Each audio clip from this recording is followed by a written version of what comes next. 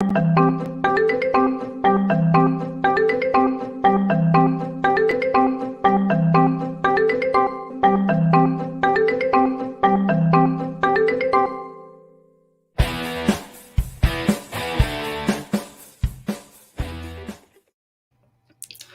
it hanging, YouTube? It's Peter here, your Ginger Jody Geek.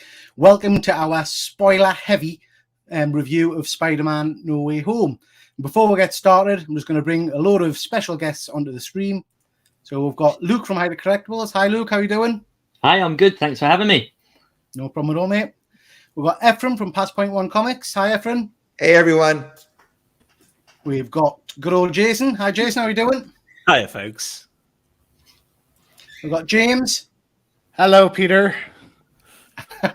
Oh my God. And we've got No good deed goes left unpunished. Is that what he says? I can't remember. Something like that. Something like that. Ben's not home, honey.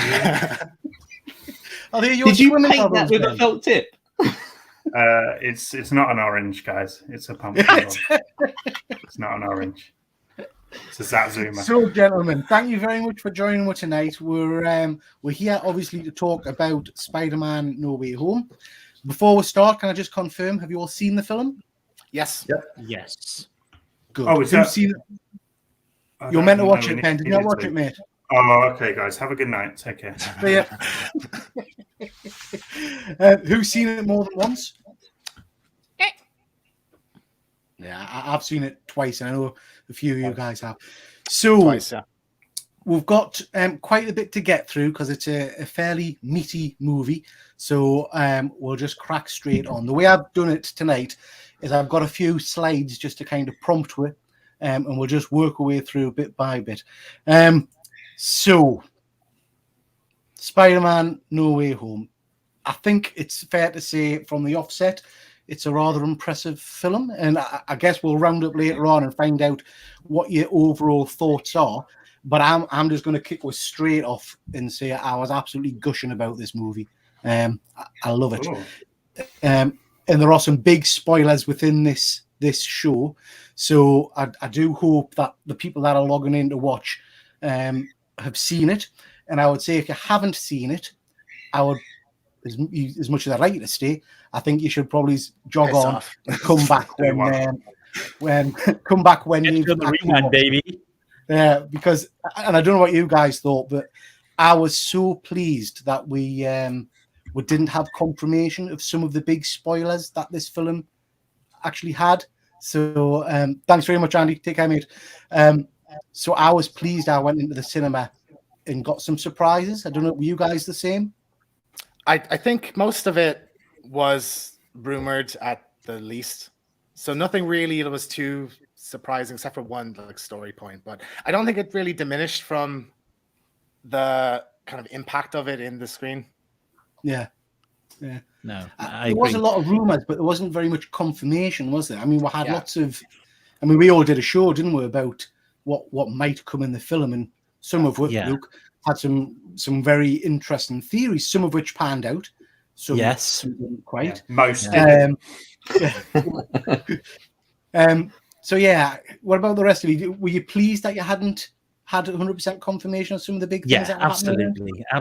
I especially going to the theatre for the first time, perhaps for a lot of people in a long time. I caught it at 10:15 a.m. on opening day, which was Wednesday in the UK. Wednesday the 15th, is it? What is it? Is that the right? Yeah. You're just rubbing it in now. It's one of the earliest showings. I could have probably gone and seen it. And we had a good crowd, and there were people in the cinema dressed up as Spider-Man. Same. Yeah. And it's always good having a crowd who are super fans, because you got people sort of clapping along and whooping and cheering and shouting yes. Mainly me doing that. Yeah. I have to confess, I went to see it the second time and I was doing exactly the same again. Yeah, I was still, because I was just so excited about it. And Amanda was just looking at me going, "Shut up, you idiot!" And I realised it wasn't the type of audience that were perhaps super fans there, because everyone was looking at me going, it was all very reserved, and I didn't like that. I didn't like it. It's interesting because I think the cinema experience in the UK is quite different to that in America. Because I mean, Ephraim, you're from the States, obviously, and you guys are quite well. If the movies are to be believed, you guys are quite vocal in cinemas. Is that right? Or? So when I was watching, and I agree with you guys, I hate spoilers. I just don't like them. You know, I try to stay away from them as much as, and I didn't for Spider-Man. But yesterday when I went to go see the movie, there were about 3 or 4 times people cheered. Yeah. Like since the spoiler show, when the Spider-Man showed up. Yeah. You know, I was like, oh my God, I was just waiting for this, you know, because that was like a big cheer. Actually said it. Yeah, Toby and Andrew are in the movie, by the way. Yeah. So, yeah, we can say. I think the only other time I've seen that, well, in the UK, was Endgame when again, spoilers for that if you haven't seen it, everyone's seen Endgame. But when Captain America catches the Mjolnir and also shouts Avengers Assemble, you know, and that's right. For me with Spider-Man, I've seen it twice now, and I got the same audience reactions every time, and I don't believe they're all comic geeks. I think they're people who are just genuinely pleased with some of the things that happen in the movie, you know. Yeah. Anyway, so what we're going to do? I've got a confession to make. How I spoiled it for myself before, but I'll tell you for why. Can I take these off as well? Because no, put them back on. I realised that 1, they're steaming up, and 2, if I take them off, it just looks like a culturally inappropriate costume, which I'm not prepared to sit on YouTube with. So I'm going to remove my gums. But yes, the only spoiler that I went and read reviews to find out was the other Spideys, and I'll tell you for why. Because we all kind of knew but didn't know, and it wasn't confirmed, and the doubt was just building up in my mind. And I was like, I don't think I can deal with it emotionally if I go in with my expectations, you know, in a certain place and to be let down, you know, to sit through a whole film. And even if the film was amazing and they didn't show up, it's going to tinge like your experience of the whole film. So I just needed to know that one a little bit. But about 5 minutes after, I saw a thumbnail on YouTube that spoiled it anyway. So, But it's interesting that, Ben, because I think we've all had that kind of conversation before about how we're built up to expect so much from some movies and TV shows, and when it doesn't occur, it is a bit of a gut punch, isn't it? Like WandaVision, everybody was so obsessed that Mephisto was going to be in that, and some people even bought books, you know, about it. And then when it didn't happen, it kind of, I don't want to say spoiled the show, but it certainly left a bit of a bitter taste, didn't it? Yeah, anyway. I think it's the difference between like matching expectations and subverting expectations, you know? Yeah. Oh, this just got highbrow, this show. And I think Marvel are very good at playing at that, because I think, and again, we'll come to a spoiler in a bit for a character that's in it, but I think they are very clever, Marvel, and I've got no doubt they knew the noise that the trailer would make about someone's sleeve in the police interrogation room. And it was completely wrong, but we'll get to that in a bit. So we're going to go through it kind of bit by bit. As we've already said, huge spoilers for this. If you haven't seen the movie, please go away and come back and watch this on the rewind. But let's start with the opening few scenes. So we'll pick up very much straight after the last movie with J. Jonah Jameson, who is absolutely tremendous. I mean, what did you think of him in it? Brilliant. Oh, I mean, I'm like the biggest J. Jonah fan. If you look through my pictures, you will see various different versions of me in cosplay as him. And to have J.K. Simmons back in the role is just, it honestly feels like nobody else could play that part. And there was a moment in the film, and I'm sure we'll come to it later, and the rain's coming down on Peter. It's very emotional when he's looking up at a big screen of J. Jonah kind of ranting about him. And honestly, in that moment, I was like, this is a comic book come to life. This is a Spider-Man book come to life. And I think a massive part of that is J.K. Simmons in that role. Did anyone else feel like this whole opening kind of sequence of events, I guess, was just maybe a little bit too fast paced. It was a little very bit too much energetic. kind of crammed into. Yeah. It's moving at a clip. Definitely. Yeah. So it's a lot. interesting you're saying that, Ben, and that's why I put that image up, because I kind of want everybody's views in it. Now, as I've already said, I'm gushing about this film. I love this film. But for me, particularly on the second watch, it kind of hits its stride much later on in the film. And I don't know if this first bit, I don't know, it's good, don't get us wrong, but it felt too fast-paced and it felt a little bit, I want to say almost juvenile. No, that's not, I don't know. What did you guys think of it? Well, I think it's like a bit chaotic, and that's supposed to be kind of reflective of what's just happened to Peter. Yeah, but like you throw in like so many funny moments, like when Aunt May walks in and he's in his underwear. Yeah, and like he's like, "Oh, you don't need to be shy about sex." Oh, Mary Jane, it's nice, or MJ, it's nice to meet you, and all this, and just there was like a joke. The teachers made me laugh. Can I give a big shout out to JB Smoove, who I'm a massive fan of, mainly because I watched him through Curb Your Enthusiasm. And if you haven't seen that, please check that out. It's amazing. But JB Smoove is brilliant. Mr. Dell, as a man of science, brilliant. It's so funny, the teachers. So funny. I liked the introduction, and I think the thing is, I think what we had to realize is the impact that it had on Spider-Man's life and why he had to go to Doctor Strange. And I can see that. Because it affected, not only was it affecting him, it was affecting his friends as well. None of them got into MIT. Yeah. Because of the controversy around him being associated with Spider-Man. And, it had a knock-on effect. Yeah. What did you think, Luke? Yeah. I get you wrong. I absolutely loved the movie, just like everyone else. Really great. It's definitely the best MCU Spider-Man movie, but it's not the best Spider-Man movie, in my opinion. Okay, you're wrong, but go on. I have. If you take the rose-tinted nostalgic glasses off, this film very much was a series of events rather than a proper plot line. And I think the more times you see it, you're going to notice that. Like you guys have said, you've gone in to see it a second time and the pacing seemed off. I think there's quite a lot wrong with it as a film. However, the moments that we saw, like you saying with, the reference to the comic book of seeing J. Jonah Jameson on the big screen and everything else, all that nostalgia and all that stuff that we love, seeing the Spider-Man, etc. This film ticked a lot of boxes. Yeah. They done really well in that aspect. But as far as a film goes, when it comes to pacing and everything else, I feel like there are certain things wrong with it. Like you say, the film gets a lot better as it proceeds. So by the end of the second act and into the third act, it is amazing. Yeah. Like it's a non-stop action adventure.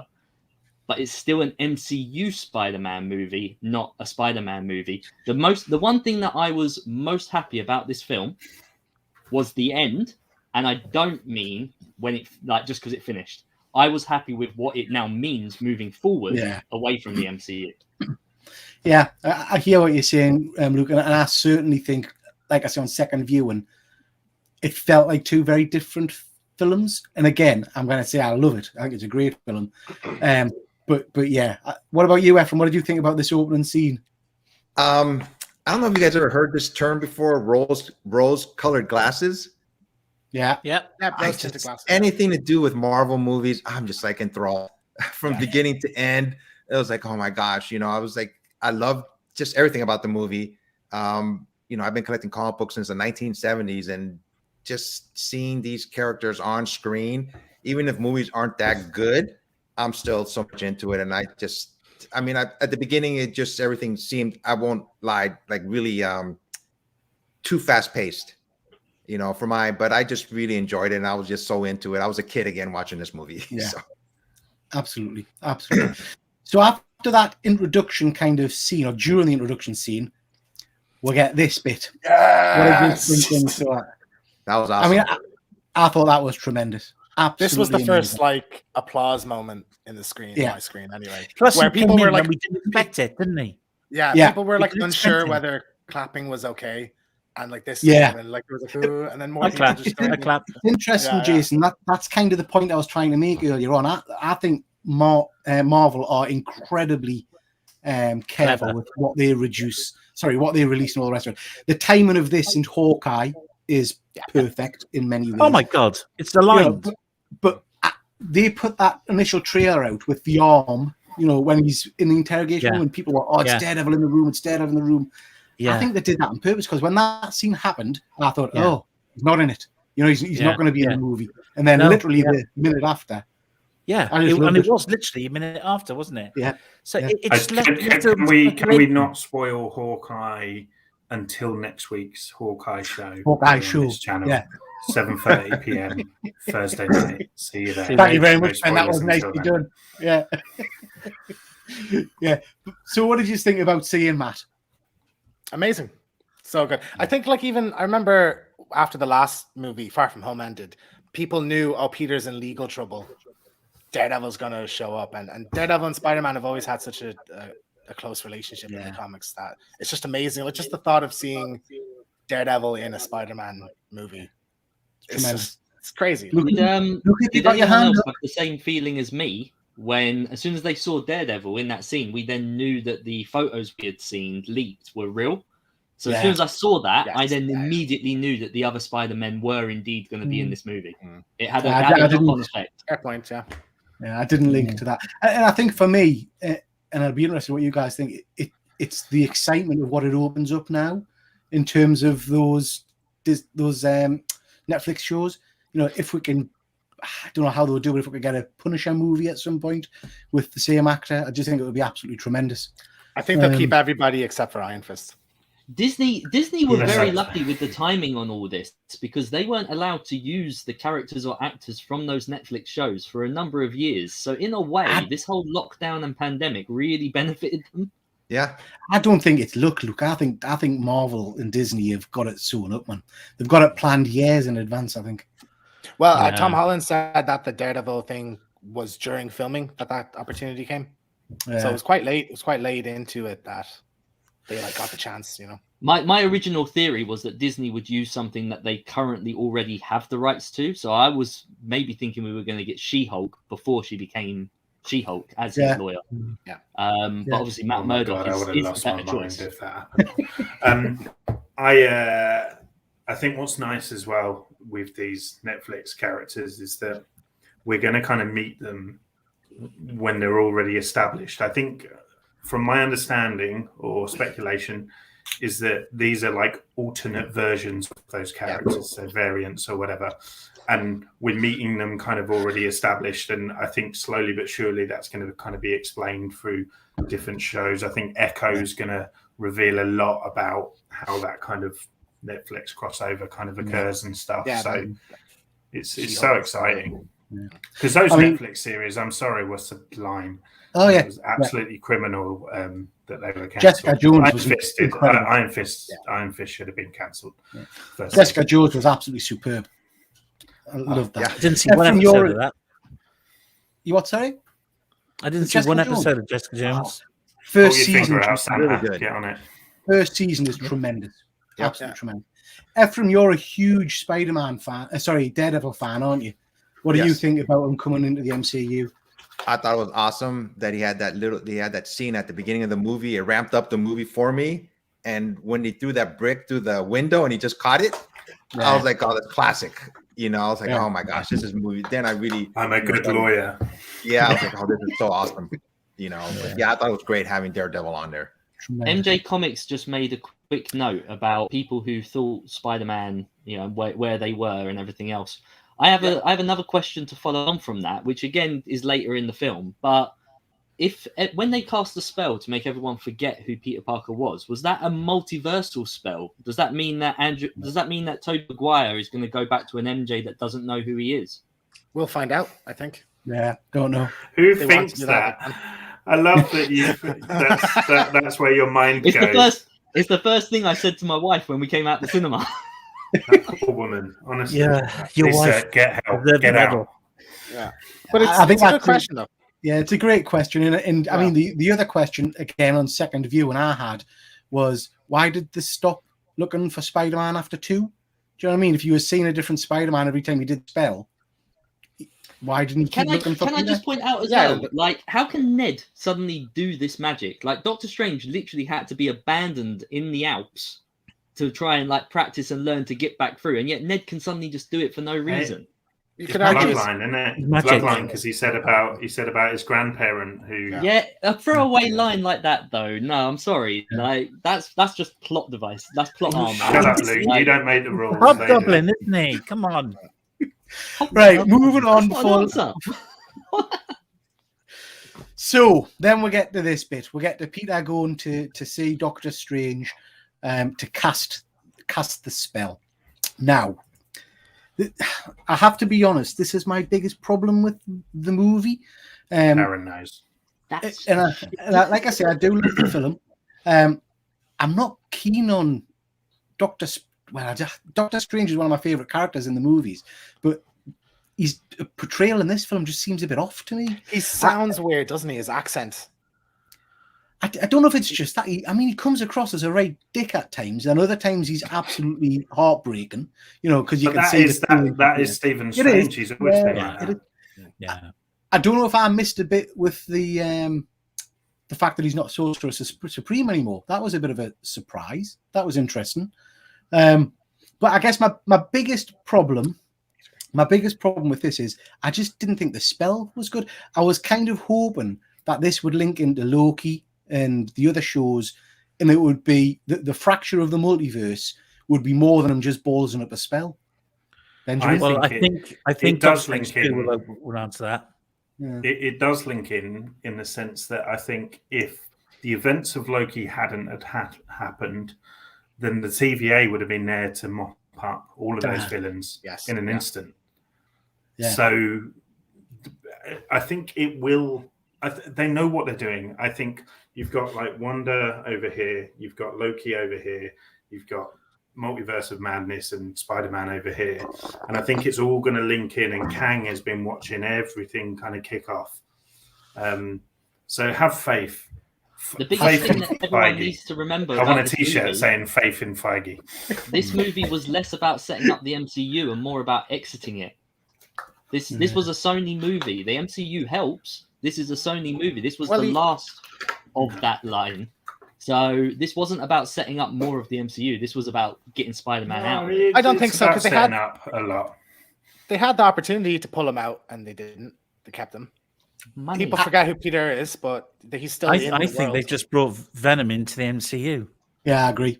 I was expecting exactly what you've just said, James. I thought this film would end with him going to the Sonyverse, and that was the contractual end or whatever. But it didn't do that. I think it's my feeling and my hope is that it's opened up possibilities for multiple Spider-Man films, because I want to see Andrew Garfield's Spider-Man 3, and I want to see Tobey Maguire in another film. You know, there's still a lot of confusion though about these universes, right? Because we have Venom going into the MCU and then back out again, so that means he's in a separate universe. He did leave something behind, to be fair, but does that mean that Morbius is, Morbius in that trailer makes a reference to Venom, so he knows who Venom is. Yeah. But yet we also see the Vulture in the MCU. So where does that fit in? We still don't know what a lot of this is. I think they're not going to address it. I think they just don't care that those references are in there just for fun. Yeah. That movie was also... It's effectively a soft reboot, though, of everything, isn't it? Like, we now have a Spider-Man that everyone can know and love moving forward. It's a soft reboot. And we now have a new Venom. Efren, this is the first time you've been on one of our shows with this particular group of people. Yeah. What you'll find is that Luke thinks things through to the nth degree. He has theories and solutions to everything. Yeah. It's fun until he starts talking.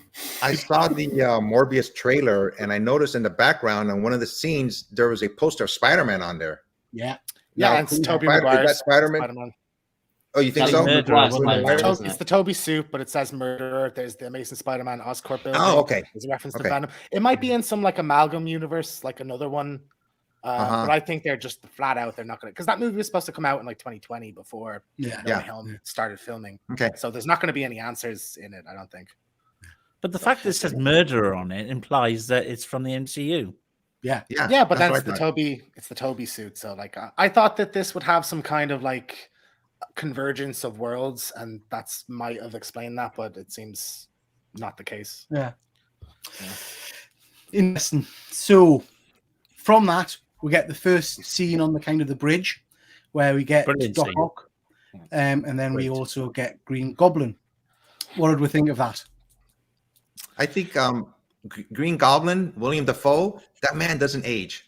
When I seen him on screen as Figs, I was like, this guy looks the same. Like, Well, they did Spider-Man. de-age both him and Alfred Molina, and the fact that you've said that shows how good a job that de-aging technology now does, because it is flawless. Like, yeah.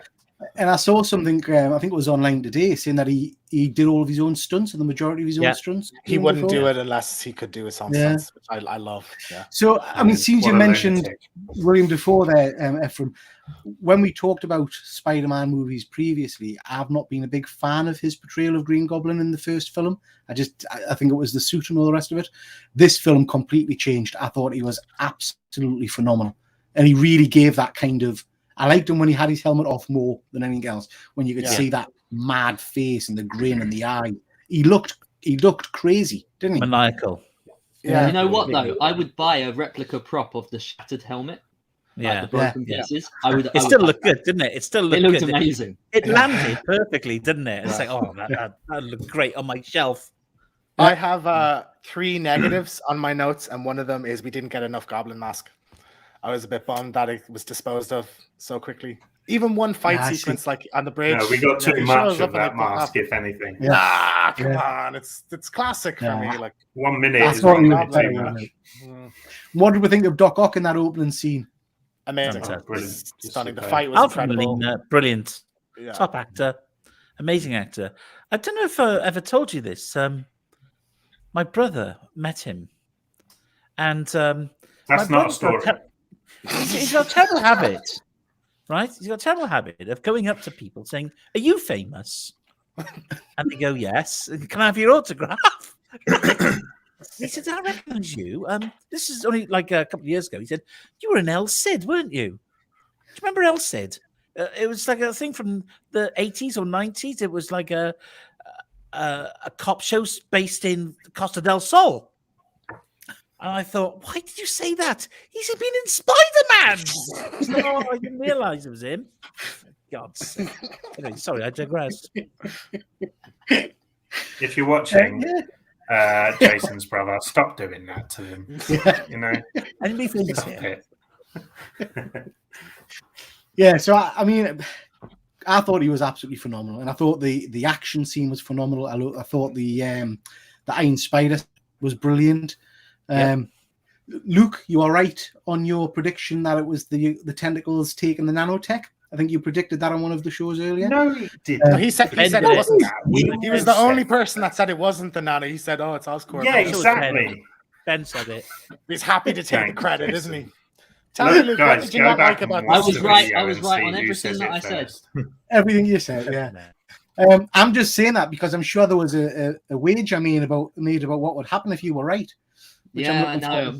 Quite sad we're not going to see that. Yeah. Luckily, he'll be eating us, not me. I liked that plot-wise. They very quickly started to kind of establish the law of like at what point they crossed over and stuff. So very quickly he was kind of saying lines and stuff to indicate at what point he came over from that universe, and that was good that you weren't left guessing too long. You know, all those kind of itching questions that we've been having for months and months and bloody making speculation videos about, they answered.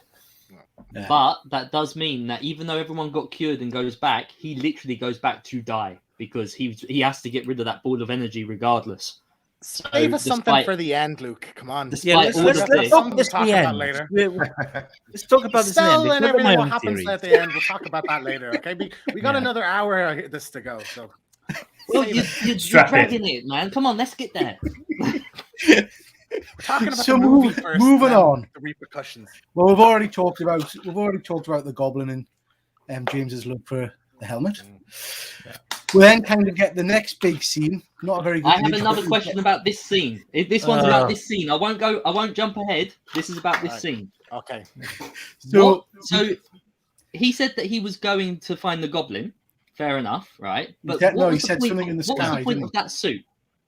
What was the point? Like, he had a whole different suit, and I thought that was to fight Electro. No, so I didn't. Green I shit didn't, on it. No, so I didn't. Yeah, it had paint on Well, it. Ben. Yeah. It had paint on it, and he said he turned it inside out and was like, Inside "Oh, yeah, out. that'll work." So Okay. I didn't missed pick that. up I on Watch the that. film, and you Yeah, might so- have, learned something. I didn't pick up on that in first Busy viewing. writing on his whiteboard. Second viewing, when you look carefully at the costume, there's all kinds of wires straying out of it and things. And I thought that was to fight Electro. Yeah. I didn't catch that bit where he turned it inside out.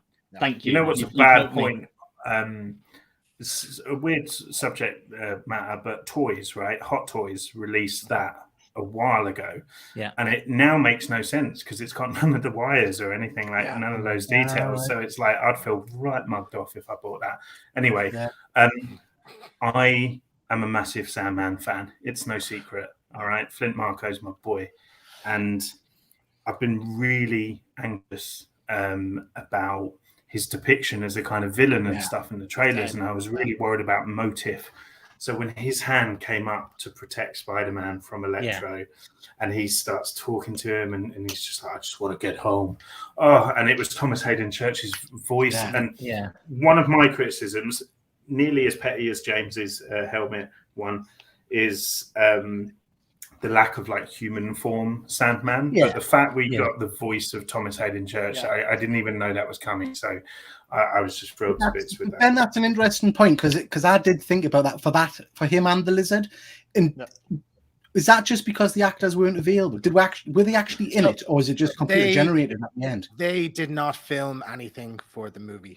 Even at the end of the movie, when they turned There's back, shots from the other films. from Spider-Man 3 and Spider-Man that they repurposed. I feel like the Lizard was the biggest bench warmer of the movie, though. Like, I just don't see what he did. Like, even when they left him in the van downstairs, he was there. He's a villain. Got in the way. He's there. What did we think, Ephraim? Come to you. What did you think of Electro in that scene? I liked it. You know, just the electricity and the way they showed his like helmet from the 60s, you know, the star helmet or whatever it's called. I like when they showed flashes of that, you know, and I just think all these characters, the way they were angry, but they're also, I felt sadness in them. You know, their powers, you know, anybody who gets powers, you know, either you're good or you're bad, and you know how they became bad, and I think they had remorse at the end. You know, they didn't mean to be bad. You know, it's blurs the lines the with them, best doesn't it? villains you relate to, you know, and you relate to kind of what they've been through. My one thing, guys, and I don't know whether you agree, what was good is that they did explain the change of look in Electro. You know, one of them makes a comment about him used to having a comb over and stuff like that. Brilliant. But what they didn't explain, and what annoyed me slightly, is that he went through a personality transplant as well. Yeah. A lot of characters did, though. Like, but not to the extent he just suddenly got very streetwise, like where Max was like an absolute dork in that film. And I don't know, it irked me a little bit. But then at the same time, he was the only one that it wasn't clear at what point he came over, because Max never learns Peter's identity. No, in that and the way I read it, Ben, was that he'd pretty much been completely destroyed and he reformed himself of the new energy. Yeah, So which was brilliant, and they explained that, and great. But now, I thought, as MJ said there, I think Jamie Foxx really did redeem himself, because 100%.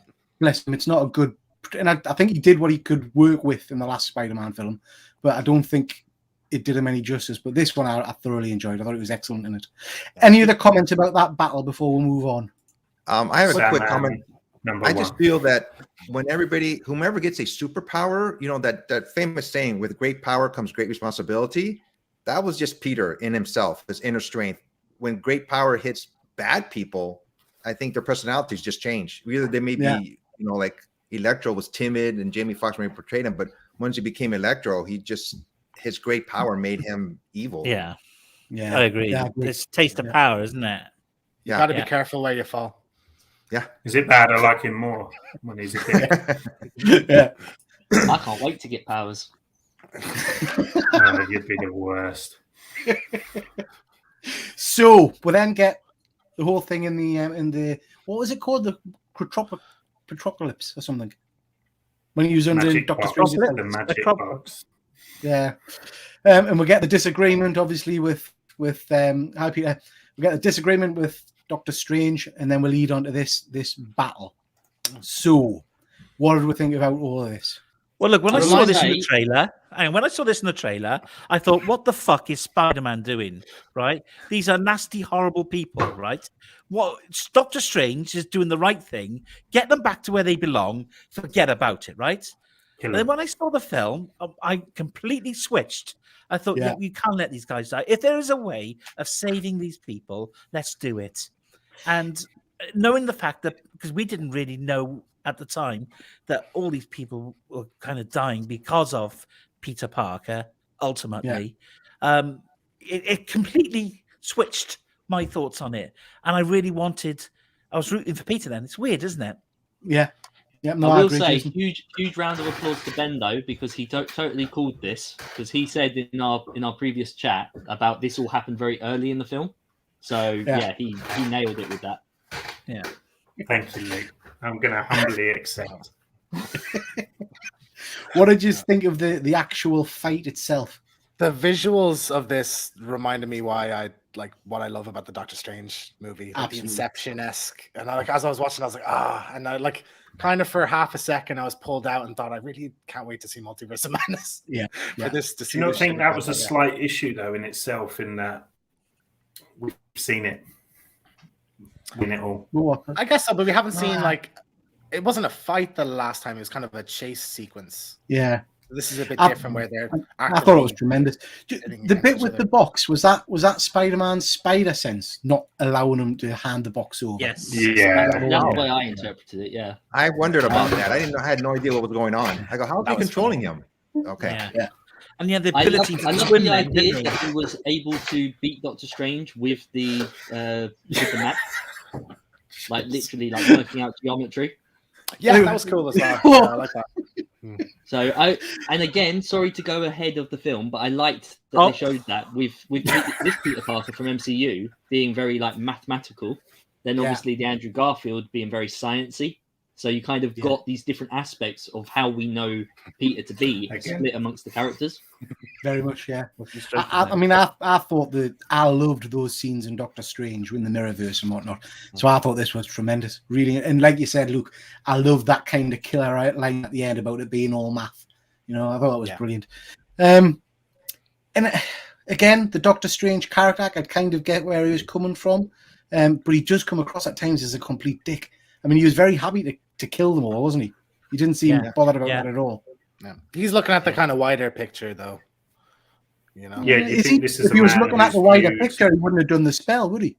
This is a man who viewed thousands of different universes for the one, universe where they beat Thanos. So his understanding of the world is completely different. Whereas Spidey cries about MIT. I'm with Doctor Strange. I would have killed him all. Press the button. So this for me is where the movie really shifts pace, and at 100% turn, doesn't it? Yeah. So this is the bit where obviously the villains go to the headquarters to Happy's bachelor pad, and at first it's all going tickety boo, and then we get this tremendous scene where you realise Norman's switched to the Goblin. Yeah. Now, again, just to give you my thoughts before you guys chip in, I've been wanting to see a proper Spider-Man fight for ages, since probably Spider-Man 2 with Doc Ock, and I thought that was absolutely phenomenal.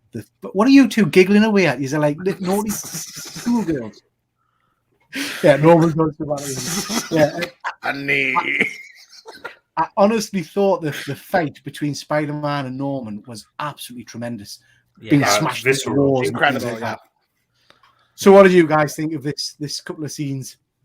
The costume design was so on point with this. Like when he arrived in that hoodie, I was like, "Oh, that's weird." But then, as it started shredding, and we got the unique costume, the original look, it was so clever, so well done. Yeah, could have used the helmet though.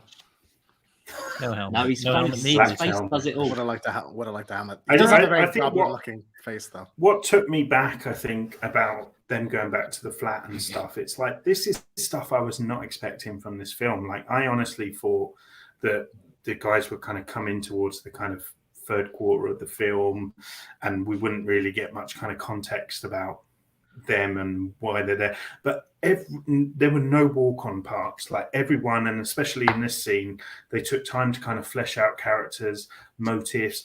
The villains started having kind of relationships with each other and things, and I just thought it was just it was just brilliant. I just loved it. Sandman on the couch dusting the sand off. I can't get enough of it. Brilliant, that. Yeah, it had its funny moments, and it was quite nice having all the supervillains together in one room together, wasn't it? Yeah. I know we were all kind of.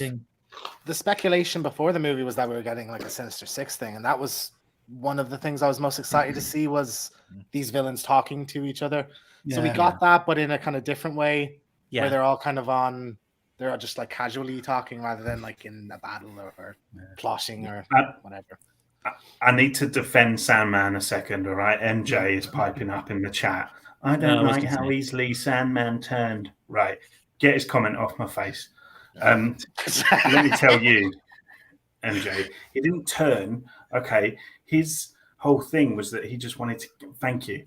He just wanted to get back to his daughter and be done with all this shit, right? Yeah. So he just wanted to press the box, kill the others, so that he could get back to where he like. So that's why he wasn't on their side. He didn't turn. It wasn't a. Shut up. Pipe down. Eloquently put, man. Eloquently put. Well done. So, I have this superb fight, and it really was a very good fight. And then, spoilers for anyone again who hasn't watched it. What did we think of this bit? I'm going to tell you now. This is such a waste of her character. We got 3 movies with her. No, we didn't. No, we didn't. That's the problem. We didn't. Homecoming isn't a central character. She's not a central character, right? We had to have a death. It was going to be her or Happy Hogan. Guys, I called it. Yeah, I called it. She was going to die. If killing off Aunt May was so easy, the comics wouldn't keep bringing her back. It's not easy. She's the Uncle Ben. Yeah. Here. She's the parental figure that dies and teaches him. Why? I mean, you mentioned that, James, and I have to say I found that quite strict. We've had in fact, I can't remember of any comments about Uncle Ben in this. Really, May gets all of the kind of the key lines, and then even at the end there, when he goes to see May's grave, there wasn't an Uncle Ben grave next to it or a joint gravestone or anything, was there? No. I just don't understand why they've kind of removed him completely from this. I think he just like he was his uncle that died. Yeah. Well, I beforehand I considered Tony Stark kind of the Uncle Ben as well. This is the part where my eyes started getting teary-eyed. I was teary-eyed. I was in tears, man. I was flooding. Yeah, her performance in that scene is stellar. Marissa Tomei, but so's Tom Holland. I mean, Tom Holland, the emotion I thought was absolutely phenomenal. Oh, completely. Tom Holland, right? Well, the first time he got me was Infinity War. When he started going. I was in tears. Saying, please, I don't want to go. And you're like, oh God, don't start me. Amazing, and I have to say, Marv again tricked me a little bit, because when she stood up, I thought, oh, they're not going to kill her off. Do you know what I mean? And then you kind of got that gradual. Well, it was weird, wasn't it? She took a hell of a knock, didn't she? A hell of a knock. And it wasn't like a subtle thing, it was brutal. But when she got up, I thought, oh, well, what's happening here? Is she and typical thing, she's pretending she's all right and everything's fine and there's no blood, and but it was. Tis but a scratch. Somebody on my screen got up to go to the toilet when she stood up and said, "I'm fine." And when they came back, she was dead. Her fault. And again, just big massive props to the actors involved, because that scene where what do you call it? Is it Jon Favreau pulls up in the car and you see him look at them, and he just dies inside. I just thought it was amazing. Absolutely amazing. Why did the police start shooting? Was that just because of the damage and what was going on? Yeah, but they're just they think Spider-Man's involved in everything, didn't they? Yeah. Peter, leave now. Run, Peter, run.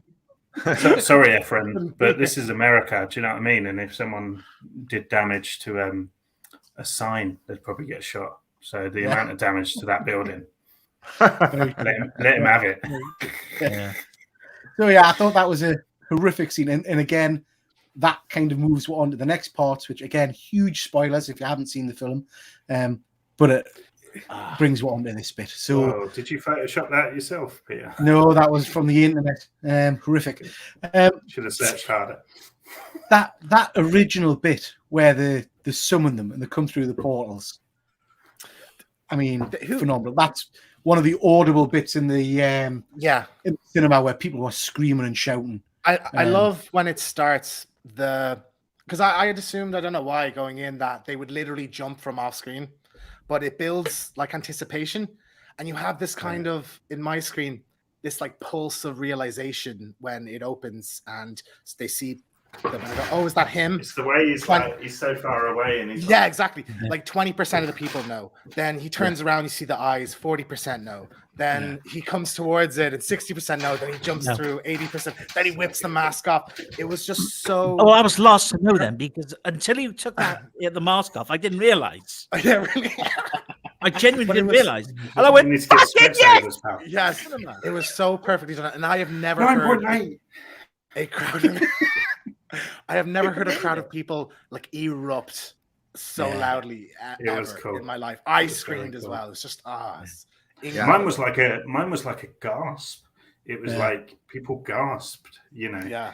And I think it's hard for us sometimes to see the other side. You know, we're all nerds and we're all that, you know, like looking for like leaked pictures and stuff every day. And, you know, but there's a lot of people out there who do love Spider-Man. They might not be avid fans like us, but they love it. They've seen everything and would have had absolutely no clue that this is happening. Yeah. And that must have been amazing. Oh, completely.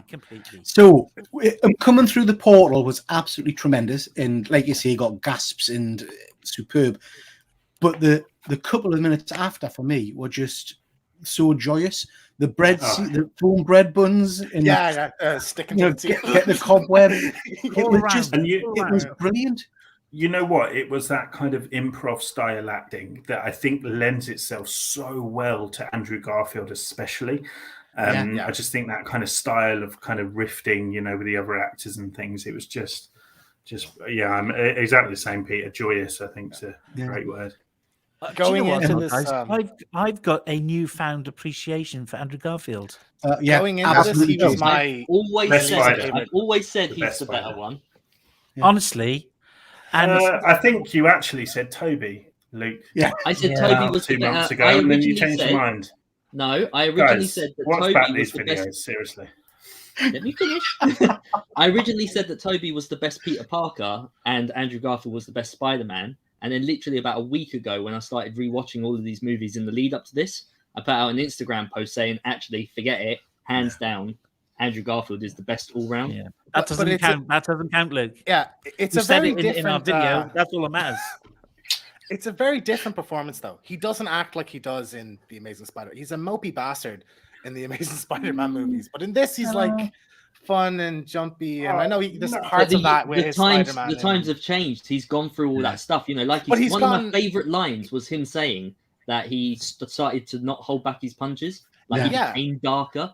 Like, but that would imply that why so much, it makes the most sense for his character. Yeah, but he's more like energetic and fun now, which I think is a bit at odds with what he's saying. I just thought he was absolutely superb, and I think for me, I think I've sent this in some of the chat things we've done. For me, it's left me really wanting an Andrew Garfield Spider-Man film. Yes, but also going to be Spider-Man. Amazing Spider-Man 3 is going to happen. Yeah. You think? Amazing Spider-Man 3 is going to happen. Spider-Man 4 I mean, that would be tremendous. I mean, because he's and you know, a lot of his lines throughout the show later on and stuff were kind of recognizing, I think, that he hasn't had the easiest of time with it all and stuff. You know, the whole, is he number 2 or number 3 and all the rest of it. I just thought it was tremendous. One thing I didn't realize, Andrew Garfield's 38. Wow. Is he? Yeah. I'm sure.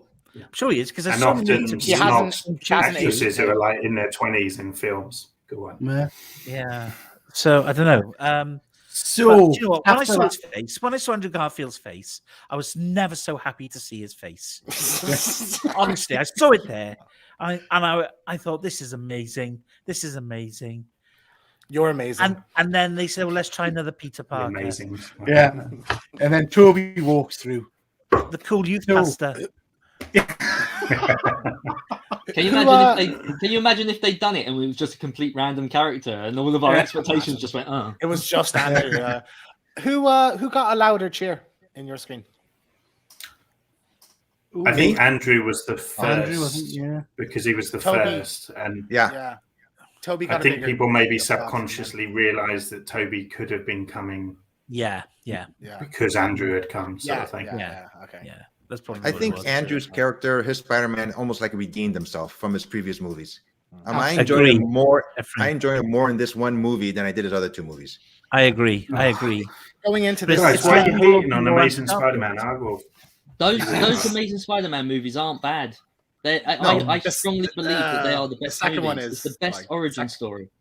No, I love that second film. I like James, I will fight you. What I liked about it as And well, I'll though, kick you when you're down. Andrew Garfield as Spider-Man, he was self-deprecating in it as well, wasn't he? Yeah, So yeah. he was saying, like, he was actually saying, "I'm the kind of the worst Spider-Man," and the people saying, "No, you're amazing. Yeah. You're amazing." that was such a good, Which I line. really liked. I thought that was And really they're like, cool. oh yeah, I fought an alien. I fought I wanna fight an alien. Oh yeah, I fought an alien. Well, I haven't fought. I And mean, when he said, "I've only fought a Russian guy in a rhino suit," I lost my mind.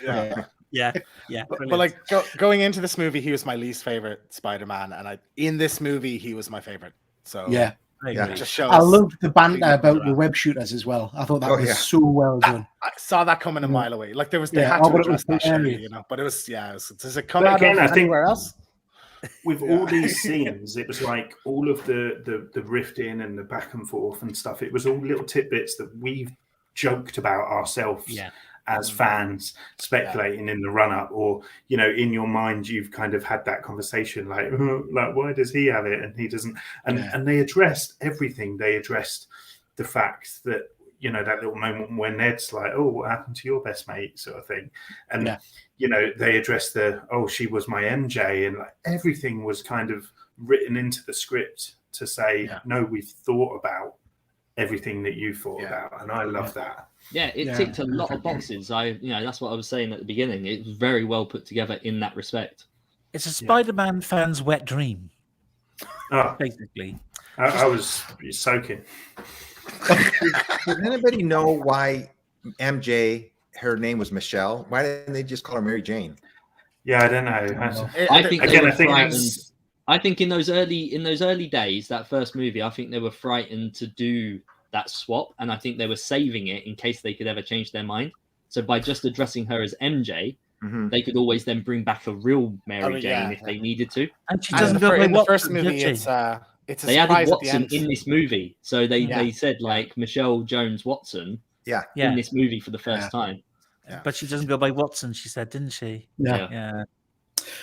So Could we talk about Toby a little bit, because I feel that we haven't given him enough. Toby, he had a real serenity about him. He didn't did. He came in, and he was so very calm and and it's like, and he saw, and I spoke to James Mack about this, right? And maybe he's right, but I'm still not convinced by it.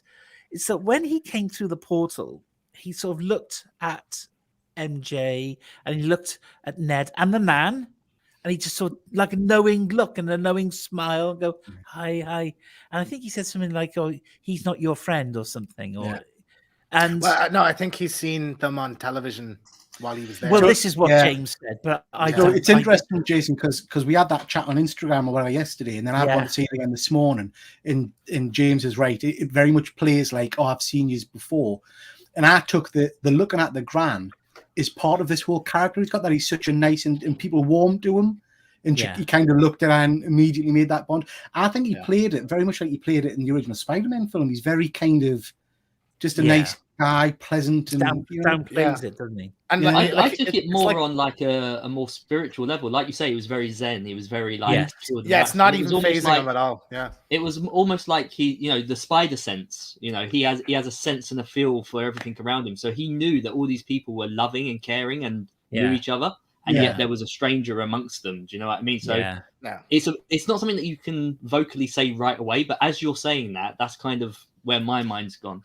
Yeah, and also like the way Andrew is like, reality's changing, it's all real, string theory, oh my god. But like Toby's just like, oh, hi guys.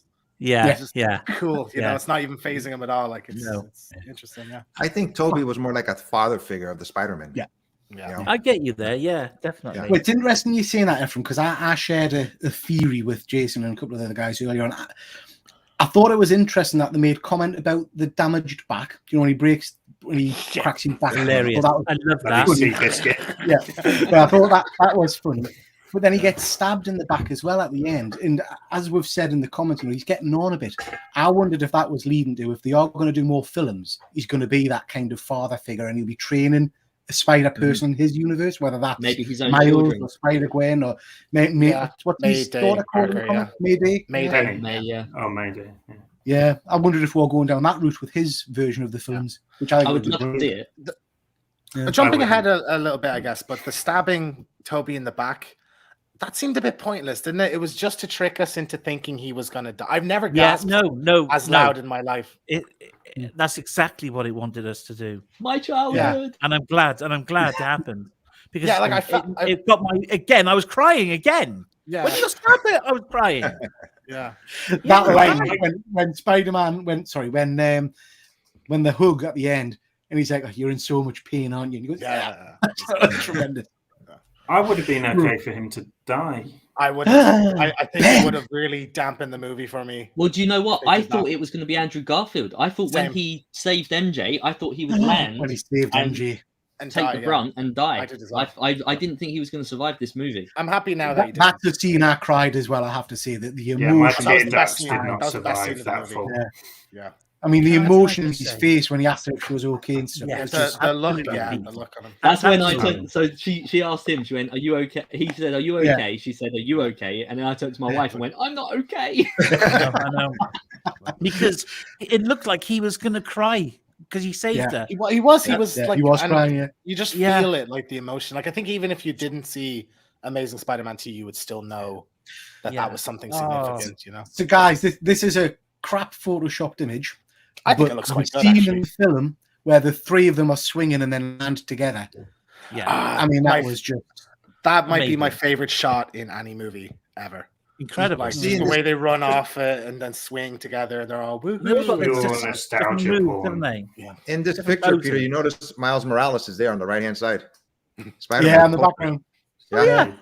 Hello. Yeah. I love that line when Electro's like, I always thought Spider-Man would be black. I just love that nod. Like a little holler from my screen as well. Yeah. So, again, horrible picture. How do we think they did with the villains in this movie? How do we think they portrayed them? Excellent. Like, if anything, so it enhanced all of them.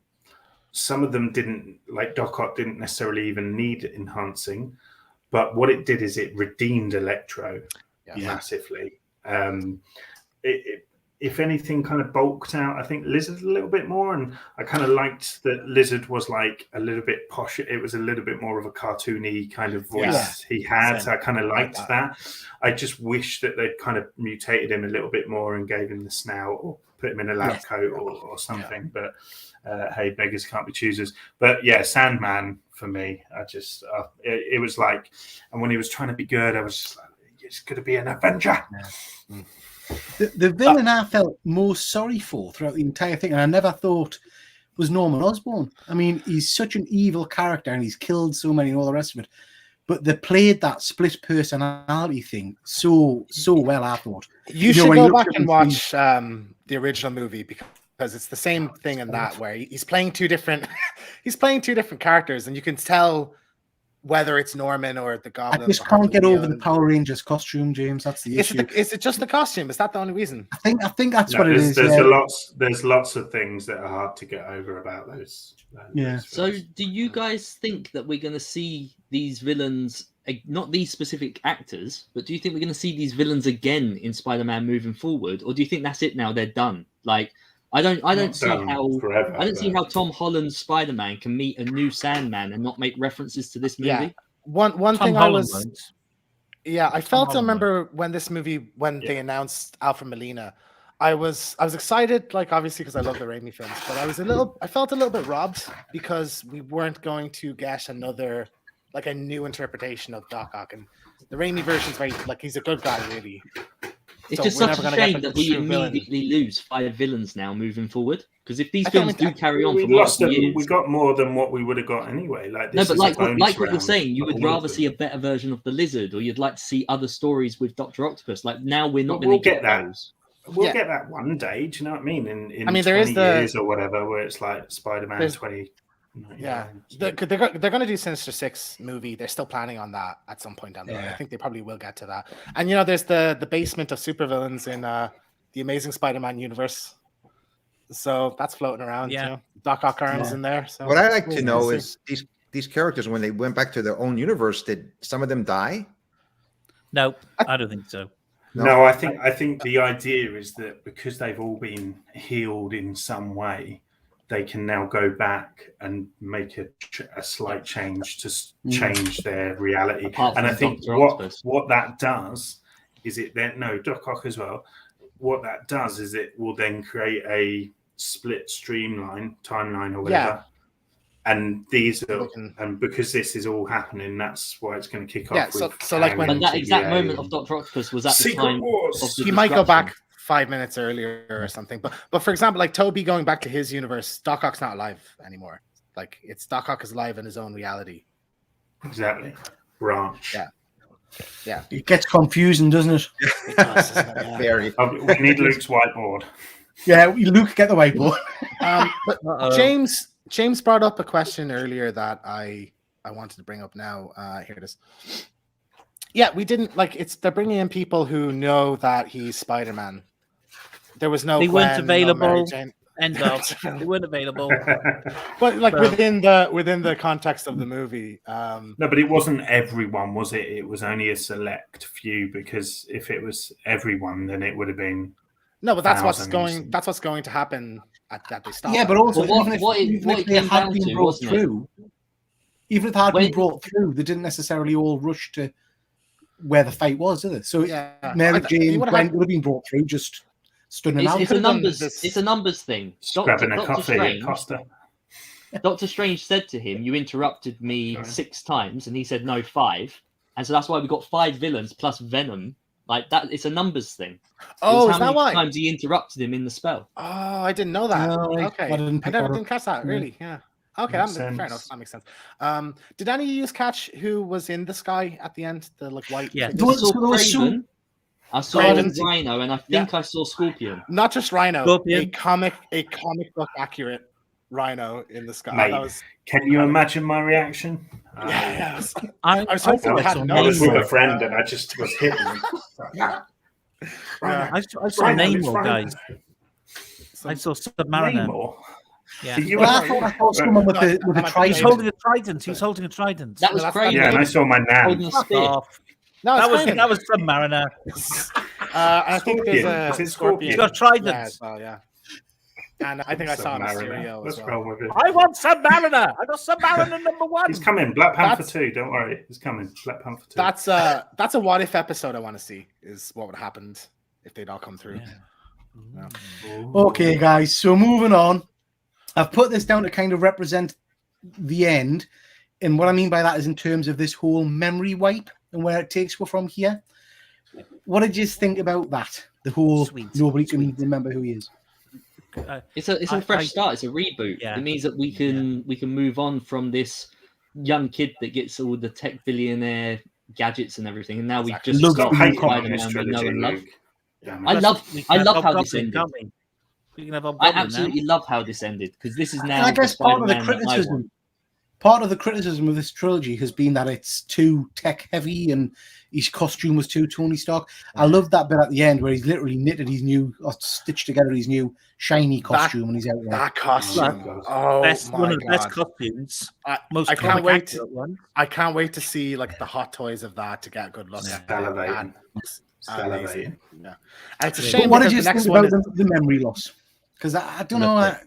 I thought it created one of the most tender, kind of heartbreaking endings to a film since Infinity War. Maybe like it was Jason, take over, buddy. You hear me? Completely, mate. Completely. And he had it all written down on a little piece of card. And who thought as well? Oh, is MJ and Ned together? Same. I did as well. Yeah, I thought they were going to have a little second, kiss for a split second. Yeah. I thought. Yeah, and then I went, no, he's too fat. He can pull Zendaya. Hey man, he lost like 100 pounds. Give him credit. Yeah. Well, he's now the same size as me. We've both got 100 to go. Otherwise, no Hobgoblin role for us. Yeah, we've got Hobgoblin. I don't mean it. I love you. I like the fact it was a touching moment. It was sweet. Yeah. And I think after he saw the scar on there and she said it doesn't hurt anymore. Yeah. He thought, I got to stay out of her life because I'll just bring pain and death and misery to her, you know? Yeah. It was a really I think deep down inside that she knew he was Spider-Man. Because just the glances of her face, just like kind of staring off into him, you know? Mm-hmm. I think there was something there, wasn't there? She knew something, but I don't think she knew what it was. And you could do a whole thing where like love's more powerful than magic.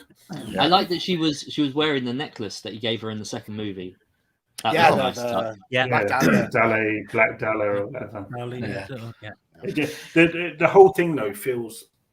I'm very confused because as we were saying at the beginning of the chat, you know, initially I did think that he was going to leave this universe and go into another one, and that's a really easy kind of plot device to hand him back over to Sony for a trilogy.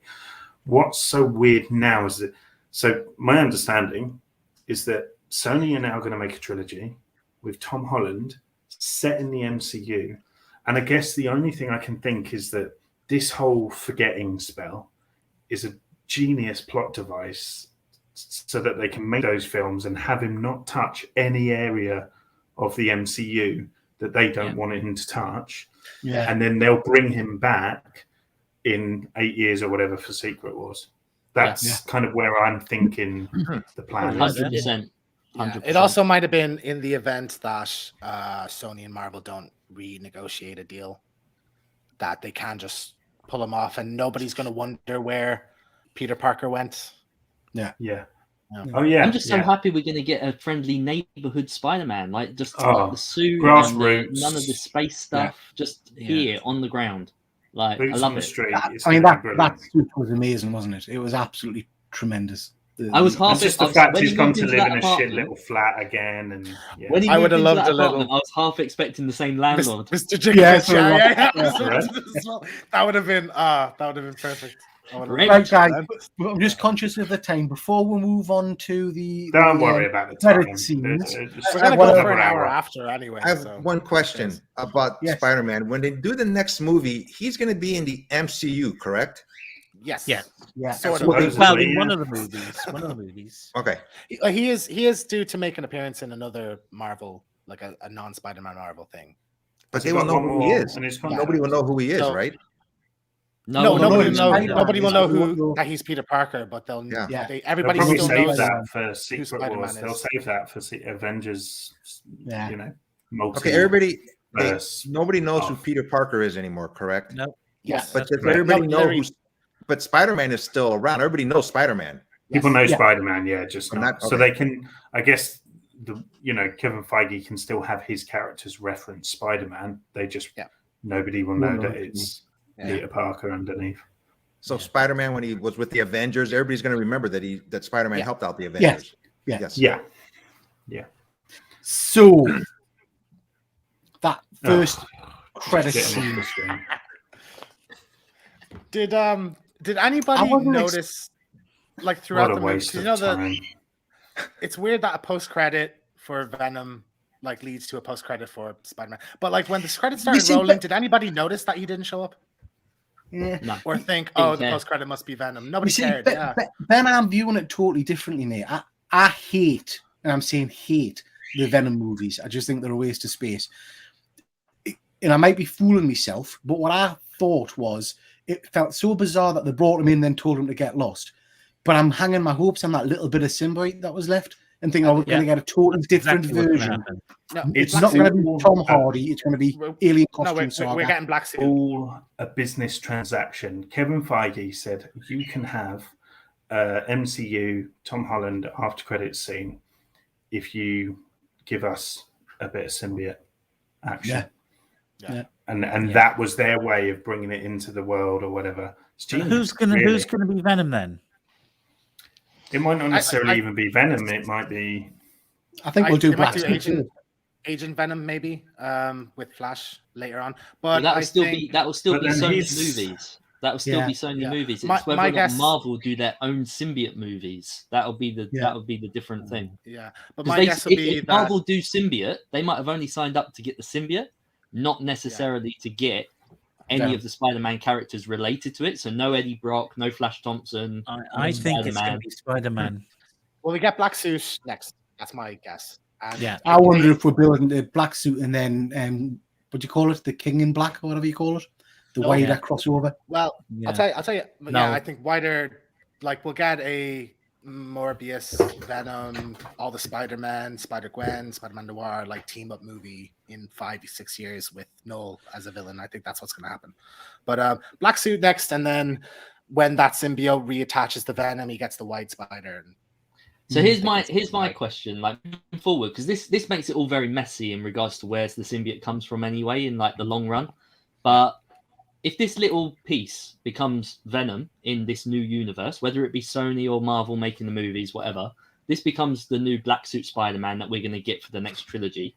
Then we might get a new Eddie Brock that this bonds with. Will we then go to the point where we get a whole new Carnage as well with that symbiote reproducing again? Like, is this just a complete reboot of the Venom character, and they're going to be like, right, forget about? No, I don't think it will. I think this is literally just to give Tom Holland the Black Suit. And I think they've got Tom Hardy for the long run. I think Tom Hardy's they're making money with Tom Hardy. So say if he gets rid of the Black Suit and he tears it off, are you expecting it to rejoin with normal Venom, like Tom Hardy's Venom, so that it's back together as one whole, or do you think this is still going to be a separate symbiote to bond with someone else? I think rejoin, but maybe we got Agent Venom or something like that. Who knows? But like the symbiote is like it's not a full symbiote, so it's not conscious the way like Venom is. So when it attaches to him, it's not going to talk to him. Like it don't have a personality. But like the last thing, let's hope it doesn't bloody talk to him with that stupid ass voice. I can't stand that voice. Yeah. It's like the flipping Cookie Monster. I actually like it. But the last thing Venom says is maybe we should go find this Spider-Man. So it's already kind of ingrained into it to go find Peter. So Venom will be interesting. And then the final credit, I wasn't expecting what we got. Because that was basically just a trailer for the next movie. It's been a minute since we just got a trailer for post-credits. I think like Captain America for the Avengers. That was the last time a trailer was the I'm going to tell you now, that trailer absolutely blew me away. I thought it was phenomenal. It looks amazing. It ticked so many. And I'm sure you guys picked on it. Am I assuming that guy was the Doctor Strange from the What If cartoon Doctor Strange? I think so, because it's too close to not be, And the way he even says, like he seems a lot more sinister, but the way he says like things just got out of hand. Like, But then that's, Doctor Strange says weird stuff all the time. Like I just think it's perfect. I'm really excited to see Chavez America introduced into live action. She's like a young girl though, and in the comics, she's not drawn that way. So I don't know how I feel about that. Uncomfortable is how I feel, but I am excited to see Chavez America. Yeah, I just thought it was a phenomenal trailer. Ephraim, what did you think of it? I thought it was a great trailer, the second one with Doctor Strange. But going back to the first one with Venom, I really wish they would have brought out Miles Morales right there somehow. Yeah. I think it's too just soon. have him like way too walk soon. in and order a mojito. Yeah. I think we get like Miles as a human in the next one, and then he becomes a Spider-Man in the 5th one, and then 6th one like full Miles. You're forgetting as well, Prowler. Childish Gambino has not been used again. Yeah. And that's a big name. I'm sure he signed on for more than that film. 100%. Yeah. He'll want to do that as well, I think. So James has just made a good comment there about John Watts doing the FF movie. And I spotted that on Tinternet today. First thing that jumped to my mind is that relationship between Human Torch and Spider-Man that you see in the comics sometimes. I think that'll be phenomenal. Maybe this is a way of getting the FF in. As long as we get the amazing Bagman, then I'm happy. Yeah. What did you say, Jason? Yeah. Was that Marvel Team Up #1, where you've got Spider-Man and Human Torch? I think so, yeah. Yeah, the first Like a green the first cover? team up, I believe, was Spider-Man joined the Fantastic Four. Yeah. Right. Yeah. Can I also just say they really handled the marketing for this movie really well, because I know that all the leaks and stuff, and we all assumed that the 3 Spider-Men were coming, and I know a lot of us were hoping for another trailer that would show that, myself included. However, they've actually done themselves a massive favor, because they've had interviews with the Spider-Man cast. They've then had interviews with the bad guys. Now that the movie's out, they're going to be able to do a whole range of interviews again with the other 2 Spider-Men, which is really just going to give this film an extra push. I'm so excited for like a These month's marketers time really where know what they're doing. posters and HD pictures come out, and can't wait. You can thank Feige for that, because he was the one who said, "Don't show them, don't reveal them." I'm so glad that happened. There must have been weird as well, being on the red carpet and not having 2 of the main stars. Yeah. But this goes to show how good Andrew Garfield is at bullshitting as well, because for months on end, that man will never be trusted again. Like, it's funny because Toby just didn't do interviews, so he didn't have to handle any guff. But Andrew, but that really played to it, because he came across that he just didn't give a shit, didn't he, Toby? I'm not the werewolf. Yeah. Brilliant. Right, guys. Any last thoughts? I mean, I think it's a tremendous movie. Really enjoyed it. This is one that I think I keep watching. This is my new favorite movie now. It's my favorite movie. My favorite movie. Yeah. My favorite MCU movie is my favorite Sony movie. Full stop. Favorite movie. Yeah. Full stop. I think it's somewhere about the 4th or 5th place for me. It really is. It was you great. Say it was amazing, but it's not. No one cares, Luke. What's your number one? Ultimately, I care, Luke. What's your number one? I still stand by that. Into the Spider-Verse is the best movie, but if you're going live action, it's the 2 Andrew Garfield movies together as one origin story. The best Marvel movie. My favorite Marvel movie is Winter Soldier. Yeah, that was my favorite movie until this one. Yeah, that's just my favorite movie. Knows his stuff. I agree. And also, guys, let's not forget the monumental achievement of Infinity War and Endgame. Like, this was incredible, and it was nostalgia porn for us lot. But I think Endgame was just unbelievable. And even like if you look back to like that first Avengers film, like, you know, it's the first of its kind to kind of do that. But then I think this is the first of its kind to kind of cover this multiversal thing and pluck people from history essentially and kind of bring them forward. You know who I feel bad for now is the Flash movie, because it's just going to feel like Spider-Man kind of did it first. 100%. You know, with Keaton coming back. I think you're right, Ben. And I think Fuzzy's got a good comment there. I think, and as much as I hasten to say it, I think I agree with Luke.